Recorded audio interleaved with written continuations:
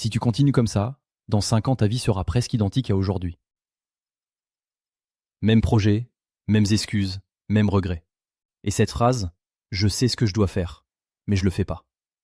Et le pire, ce ne sera pas parce que tu manques d'intelligence. Ce sera parce que tu te fais voler par des micros-évitements invisibles. Là, maintenant, pense au truc que tu repousses depuis des semaines.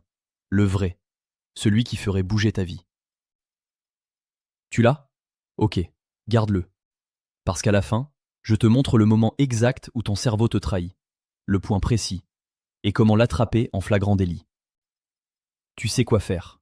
Alors pourquoi tu ne le fais pas? On va pas se mentir. Si tu étais juste pas motivé, tu dormirais bien. Toi, tu culpabilises. Donc non, ce n'est pas de la flemme, c'est un blocage. Scène numéro 1. Tu te dis, demain je m'y mets. Demain arrive, tu ouvres l'ordi, tu vois la tâche, et tu sens un micro-truc dans le ventre. Pas une panique, une petite pression. Et là, ton cerveau sort son plan B. Ranger, optimiser, regarder une vidéo, répondre à 2 messages. Juste 5 minutes. 22h47. Tu n'as rien fait, mais tu es épuisé. Et tu te racontes, j'ai bossé toute la journée. Alors que non, tu t'es anesthésié. Tu ne files pas la tâche, tu fuis la sensation que la tâche déclenche. Et tant que tu confonds ça avec la motivation, tu perds. On découpe en 3 couches: cerveau, émotion, identité. Et après, je te donne un système. Pas une morale, un système. Couche 1. Le cerveau. Ton cerveau adore 2 choses. Récompense immédiate. Économie d'énergie.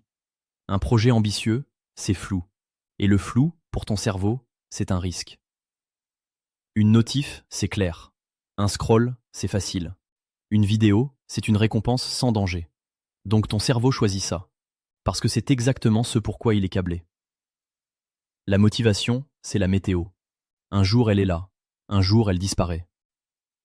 Si tu construis ta vie sur la météo, tu vas vivre trempé. Et c'est pour ça que tu peux être ultra motivé le dimanche soir et absent le lundi matin. Parce que la motivation ne tient pas face à la friction. Et la friction, c'est ce petit effort de démarrage, ce petit inconfort. Scène numéro 2. Tu vas à la salle, tu as la tenue, tu as le sac, tu es devant les machines. Tu te dis, je commence par m'échauffer. Tu t'assois, tu prends ton téléphone 2 minutes. 10 minutes plus tard, tu scrolles. Tu n'as rien fait. Mais tu as l'impression d'avoir été sérieux. Et tu rentres, avec une fatigue, sans progrès. Ton cerveau adore te donner l'impression d'avancer, sans que tu avances. Couche 2. L'émotion. Quand tu dis « j'ai pas envie », traduit. Ça veut dire « ça me met en danger ». Danger psychologique. Peur de rater. Peur d'être jugé. Peur de te sentir nul. Ou peur que ça marche et que tu doives d'assumer. Et ton cerveau n'aime pas ces émotions. Donc il les coupe, avec du confort, tout de suite. Regarde ton historique de la semaine. Pas tes intentions, ton historique. Il raconte exactement qui pilote ta vie. Le toi lucide ou le toi qui cherche du soulagement. Exemple. Tu dois envoyer un mail important. Tu l'écris. Tu arrives sur la phrase qui engage. La phrase qui te met à découvert. Et là, micro-tension. Tu te dis, je vais relire plus tard. Puis tu réponds à 5 mails inutiles. Tu fais du tri, du propre. Et tu appelles ça être efficace. Non, tu évites l'instant où tu prends un risque. Petit miroir. Si je te demande ce que tu as fait cette semaine pour ton objectif, tu vas me dire, j'ai réfléchi, j'ai appris, j'ai préparé. Ok, mais l'épreuve, est-ce qu'il y a un mail envoyé, un appel passé, une page écrite, une séance faite? Souvent non. Parce que préparer, c'est confortable. Et parfois, c'est juste de la procrastination bien habillée. Tu n'évites pas l'action, tu évites le verdict. Le verdict sur toi. Est-ce que je suis à la hauteur? Est-ce que je vais me planter? Et là, tu rentres dans le piège le plus sournois, la négociation. Tu négocies avec toi-même, tu fais des deals. Après cette vidéo, je commence. Après ce café, je commence. Quand je me sentirai prêt, je commence. Et à force de négocier, tu deviens quelqu'un qui négocie, pas quelqu'un qui agit. Renversement. Ton problème, ce n'est pas le manque de discipline, c'est l'excès de négociation avec toi-même. Couche 3. L'identité. Tu agis en cohérence avec l'idée que tu as de toi. Si tu te répètes « je suis pas discipliné », ton cerveau va te trouver des preuves, chaque jour. Et parfois tu fais pire, tu te sabotes. Comme ça, si tu rates, tu peux dire « normal, j'ai commencé tard ». Tu gardes une échappatoire. Et l'échappatoire devient ta maison. Tant que tu gardes une excuse, tu gardes une prison. Ok, maintenant la partie utile, le système. Parce que oui, tu peux casser le blocage, mais pas avec une montée de courage, avec un design intelligent. Règle numéro 1. Tu ne combats pas ton cerveau à main nue, tu changes le terrain, parce que le terrain te bat, tous les jours. Tu veux arrêter de scroller? Arrête d'essayer d'être fort. Rends l'accès difficile.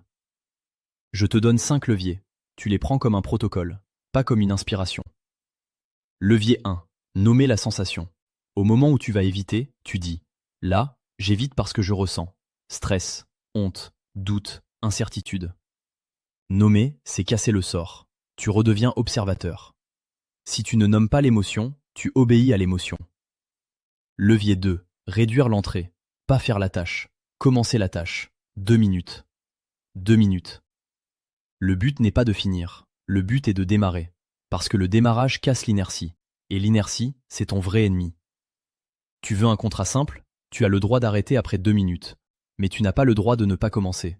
2 minutes, c'est trop petit pour faire peur, mais assez grand pour lancer l'élan. Tu n'as pas besoin d'être prêt, tu as besoin d'être en mouvement.